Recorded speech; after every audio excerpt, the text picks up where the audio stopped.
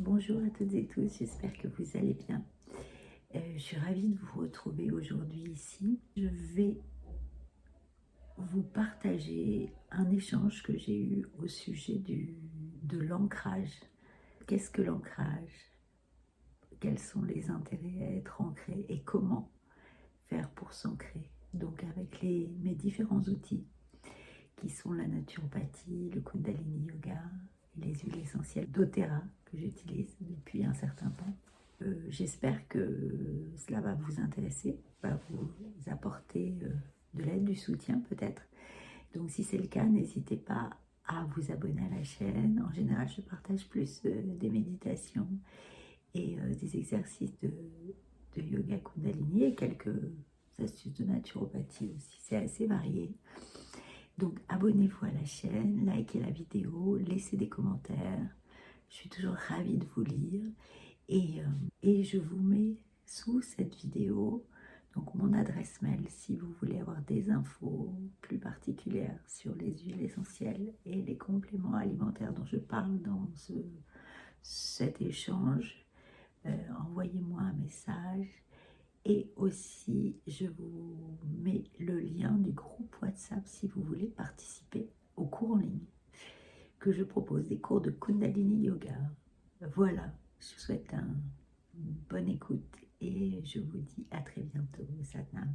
J'ai eu envie de faire ce partage parce que c'est vrai que quand j'ai parlé de l'huile essentielle balance, quand j'ai commencé à en parler là sur les vidéos, j'ai eu beaucoup de demandes de gens qui m'ont demandé des infos. Et du coup, je me suis dit que c'était peut-être intéressant du coup de parler de l'ancrage parce qu'il y a plein de façons de s'ancrer. L'ancrage, ça va être donc nos capacités à vraiment venir se connecter à nos racines, pour se connecter à la terre, se connecter à la terre, se connecter à notre corps et se connecter à l'instant présent. C'est ça qui va être important. Ce lien, l'idée, c'est qu'il soit solide et stable. Parce que comme l'arbre, en fait, à l'image de l'arbre, plus nos racines, plus nos fondations vont être solides, profondes, vastes, et plus on va pouvoir s'élever. Et pas perdre de pied, en fait. Parce que spirituellement, si on s'élève, en s'élevant, on peut se déconnecter un peu du corps physique. Et l'idée, c'est de vraiment rester ancré sur terre, incarné, pour pouvoir s'élever de manière en toute sécurité.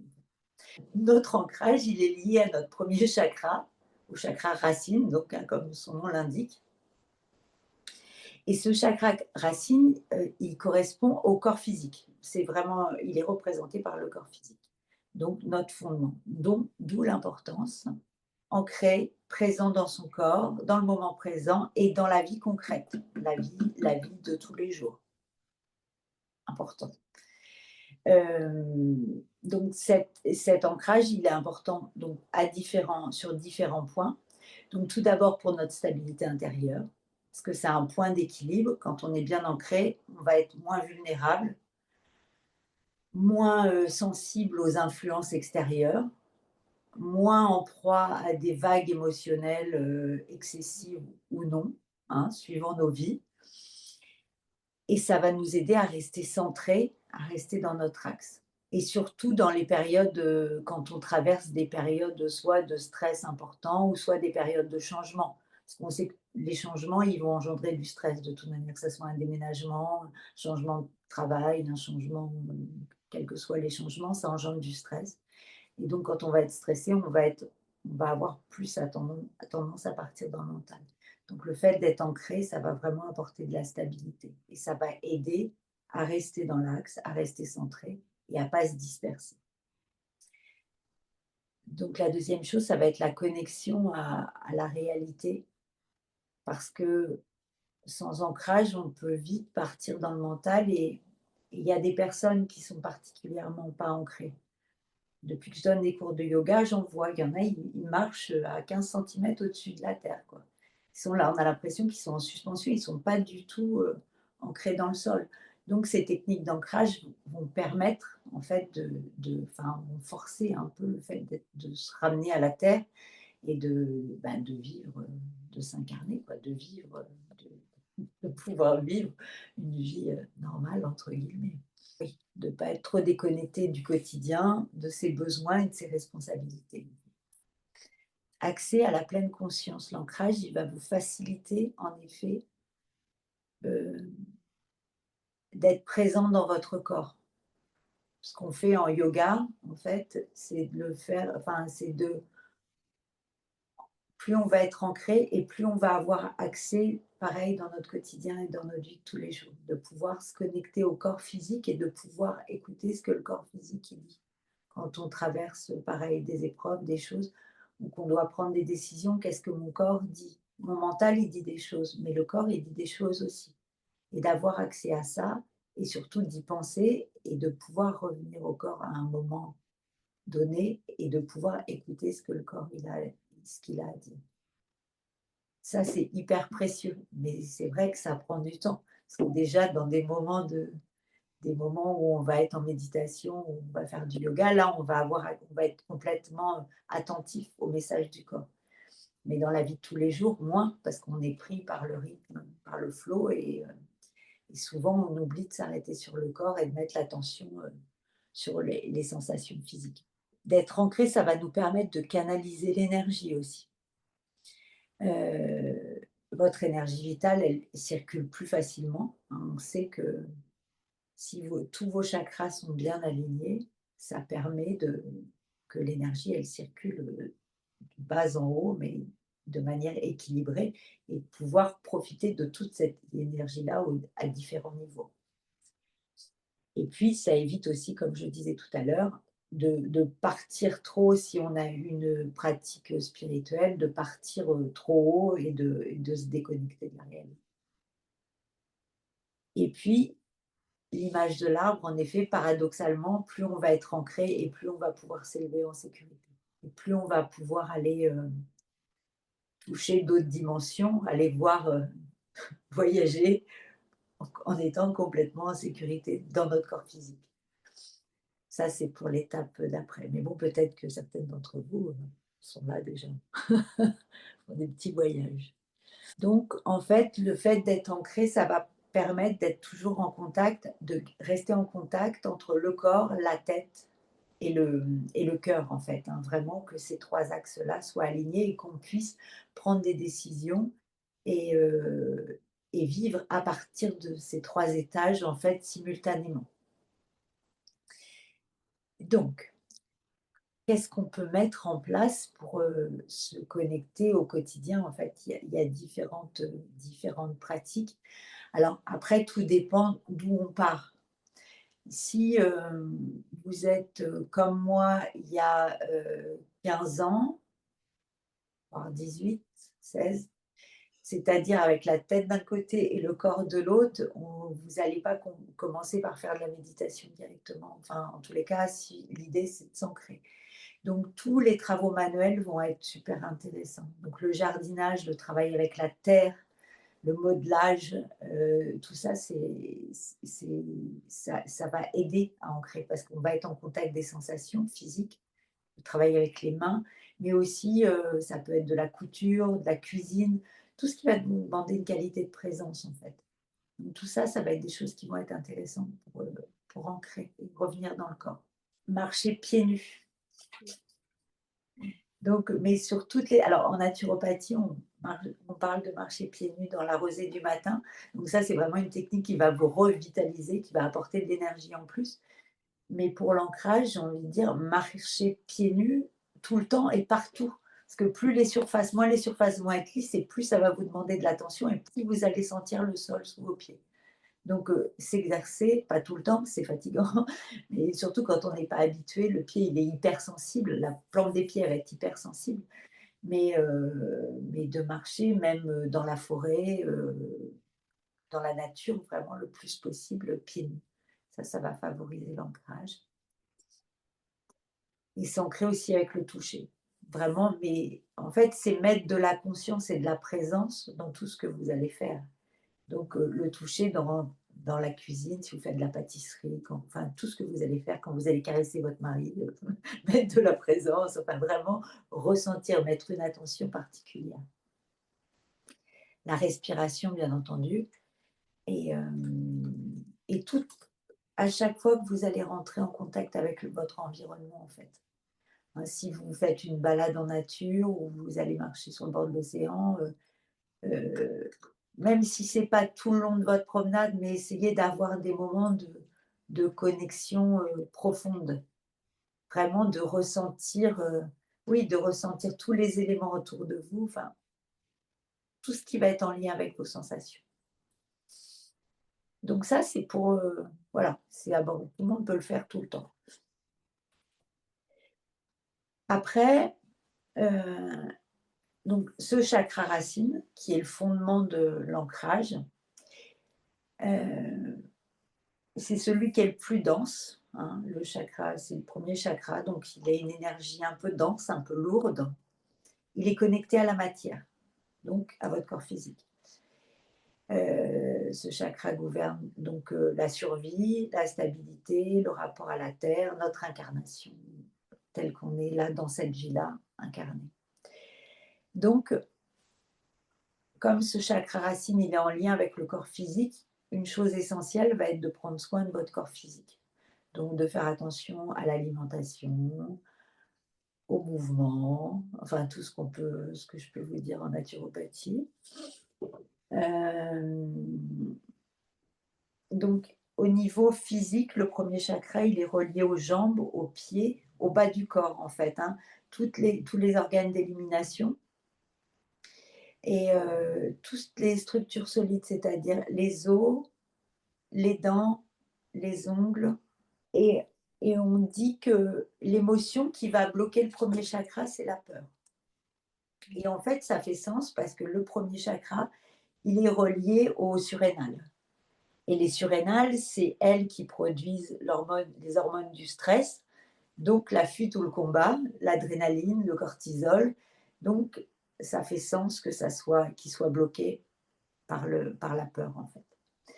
Donc, en fait, pour avoir un premier chakra stable et suffisamment ouvert, il va falloir prendre soin de nos surrénales. Donc, c'est vraiment l'ancrage, premier chakra, le corps physique, les surrénales. On y arrive. Donc les surrénales, elles gèrent le stress.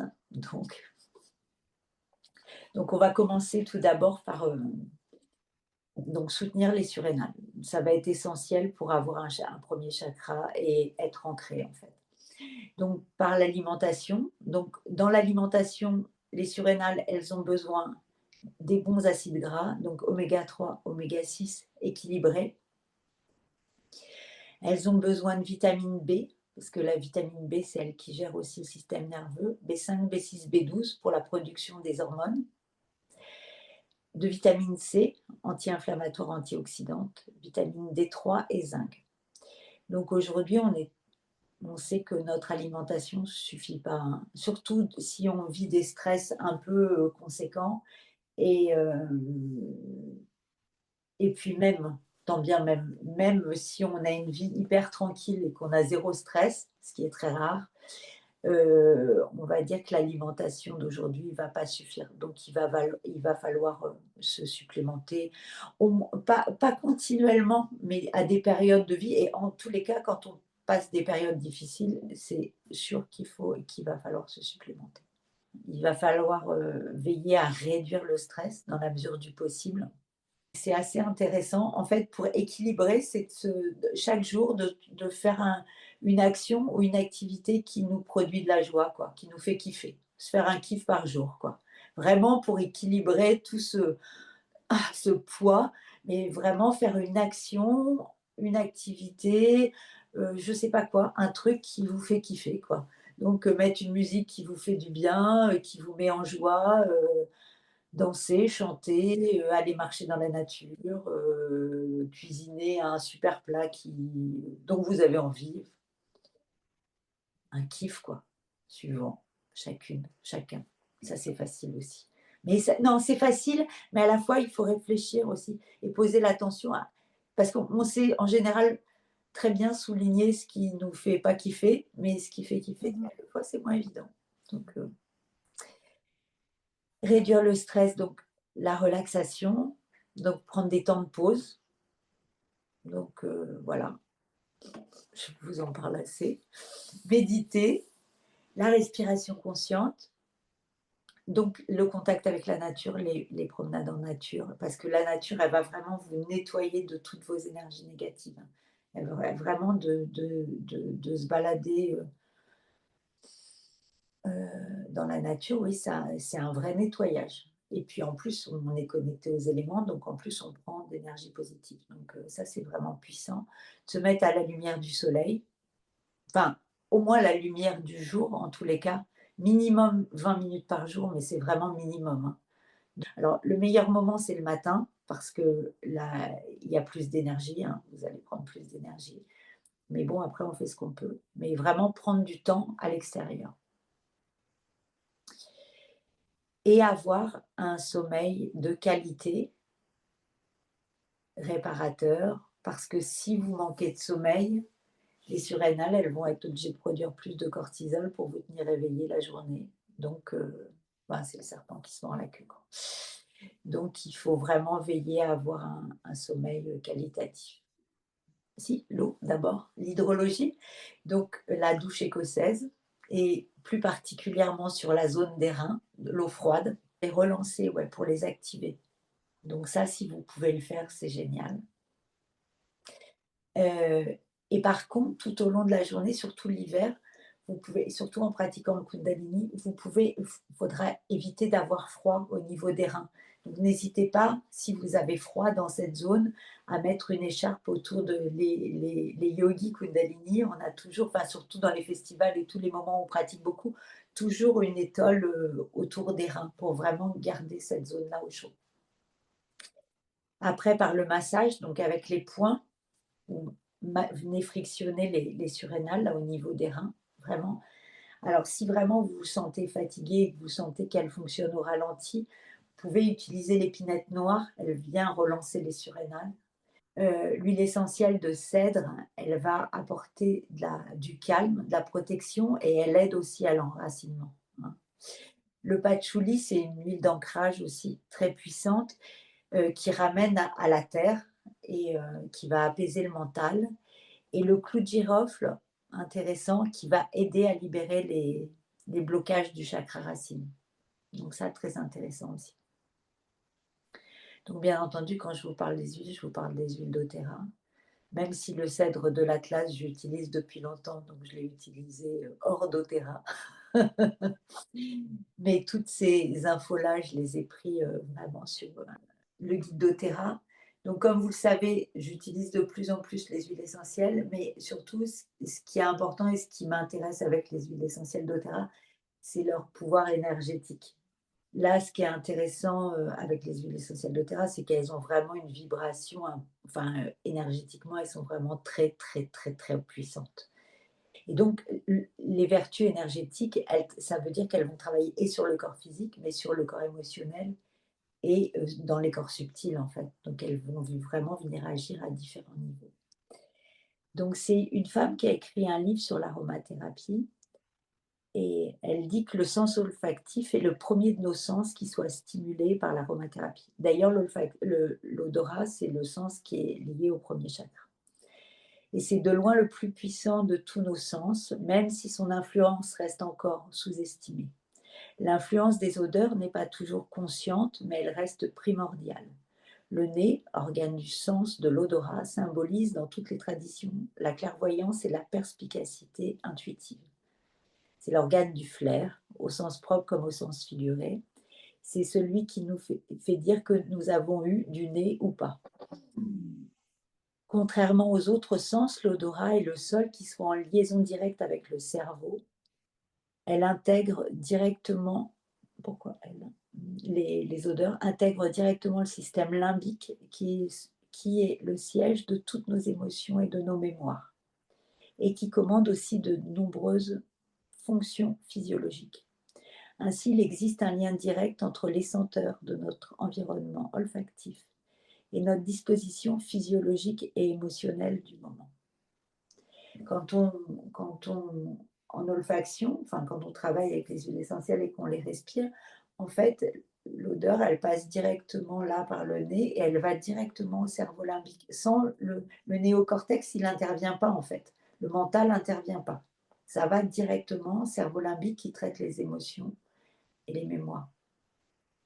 Donc l'information, elle passe, quoi qu'il se passe. Et on peut, enfin, je ne sais pas, ça vous est peut-être arrivé, mais de vous promener et de ressentir une odeur qui vous transporte dans le temps, dans un grenier, dans un jardin, et on a le souvenir tout de suite qui vient immédiatement. Et ça, ça passe le temps, les années, ça ne bouge pas, quoi.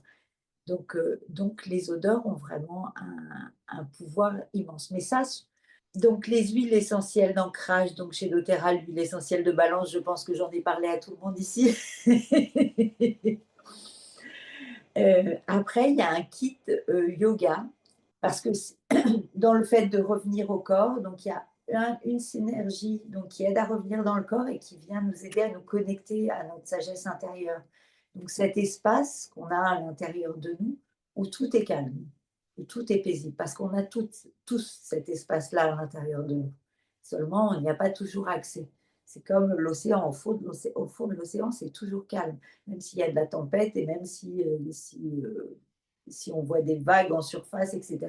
Au fond, c'est calme. Et à l'intérieur de nous, c'est pareil. Même dans la tempête, à l'intérieur, il y a un espace en nous où tout est paisible.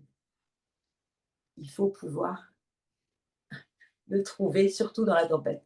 Donc, encore, cette synergie-là nous ramène à notre sagesse intérieure. Il y a une autre synergie qui est plus dans la confiance en soi et l'ouverture du cœur, le Rise, qui vraiment étire, qui et ancre et étire vers les énergies célestes et qui va amener l'alignement. Moi, je me souviens très bien quand j'étais pas du tout connectée et que je pratiquais pas le yoga. Un jour, j'étais dans la rue, je sais exactement où j'étais à Paris, et j'ai eu un moment, un moment de grâce où j'ai senti l'alignement en moi. Je me suis sentie alignée. Oh, et je me suis dit, je voudrais être comme ça tout le temps. Vraiment, si un jour j'arrive à être comme ça tout le temps, aujourd'hui je le suis plus souvent. Donc je ne sais pas si tout le temps, je ne pense pas. Mais donc, cette synergie-là va vraiment vous aider à trouver cet alignement-là. Et du coup, quand on est connecté aux énergies de la terre et du ciel, on peut profiter de tout notre potentiel, quoi. On est complètement relié et là, on a tout à disposition. Tout ce qu'on a à l'intérieur, on peut l'utiliser. Donc, c'est pas mal, c'est intéressant. De manière générale, toutes les huiles essentielles de bois et de racines vont permettre l'ancrage. Aussi, le complément alimentaire, donc chez doTERRA, je suis en train de tester donc ce fameux complément, le LLV, dont on parle vachement, qui a un mélange d'oméga 3, oméga 6. Il y a trois complexes, donc les oméga. Ce qui est intéressant, c'est qu'ils sont issus d'aliments naturels, donc ils sont assimilables. Et pareil pour les minéraux et les vitamines. Tout est vraiment issu de vrais aliments qui sont séchés, qui sont assimilables pour le corps. Parce qu'il y a plein de compléments alimentaires. En fait, on les prend et on va les uriner directement puisqu'ils ne sont pas assimilables. Le corps ne les reconnaît pas, donc ça passe. Donc, et il y en a un troisième qui vient nourrir vraiment les cellules, plus la mitochondrie, celle qui fournit l'activité, en fait, les petites usines à gaz du corps. Donc, elles nourrissent particulièrement ces cellules-là. Ce produit, quand même, ce qui est intéressant, c'est que c'est une des meilleures ventes chez doTERRA. Et ils sont tellement sûrs de leur produit que si vous faites la cure pendant un mois, correctement avec la posologie qui, même si moi je fais que la moitié, mais si vous avez zéro résultat, ils vous remboursent. Vous renvoyez vos boîtes vides et ils remboursent le produit. Ils le font vraiment, hein. Donc voilà, ça vaut la peine d'essayer, je trouve. Alors, en Kundalini Yoga, on a des postures aussi pour favoriser l'ancrage. Donc, le Nabi Kriya, hein, demain, les filles en ligne, et hier, aujourd'hui, depuis une semaine. Donc ça, c'est vraiment un Kriya pour l'ancrage qui est génial, qui est magnifique. Enfin, moi, je l'adore.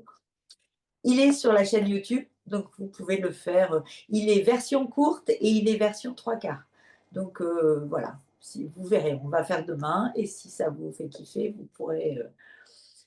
pourrez faire un petit peu plus régulièrement. Il y a différentes postures, hein, le corbeau, la chaise, toutes les flexions, les mouvements où on vient frapper les talons sur les fessiers, ça aussi, ça renforce le premier chakra. Et le Mula Bandha, forcément, hein, vraiment, mais rien que faire que Mula Bandha, vous renforcez votre ancrage. Mais il y a une vidéo d'ailleurs sur le Mula Bandha sur ma chaîne et vous pouvez, où j'explique un peu plus en longueur. Voilà. Et il y a mes 2 petits livres chouchous qui sont Le pouvoir du moment présent et à chaque fois que parce qu'on peut le lire, le relire et le re-relire, on lit toujours des choses nouvelles, enfin en tous les cas pour moi. Et c'est un moment quand on lit, je ne sais pas pour vous, pour celles qui l'ont lu, mais on est dans le présent. On ne peut pas être autrement que dans le présent. En tous les cas, tout ce temps où on est dans la lecture de ce livre, on est là, on est attentif aux sensations du corps, on est attentif à tout ce qui se passe autour. C'est vraiment un moment ça amène à être connecté vraiment à ses sens et à s'ancrer dans le corps. Et après, il y a La voix du sentir de Louis Sansa. Il parle beaucoup du ressenti physique, de prêter attention à nos sensations et d'expérimenter. Et de pas nourrir le mental avec des savoirs, tout ce qu'on peut enseigner, c'est bien, mais surtout d'expérimenter les choses et de les vivre dans le corps et de les ressentir. Très bien. Donc voilà, ça c'est 2 petits livres chouchous. Après, sans rentrer dans les détails, mais ce qui peut aider à l'ancrage, c'est, le gong, hein. Le mien particulièrement.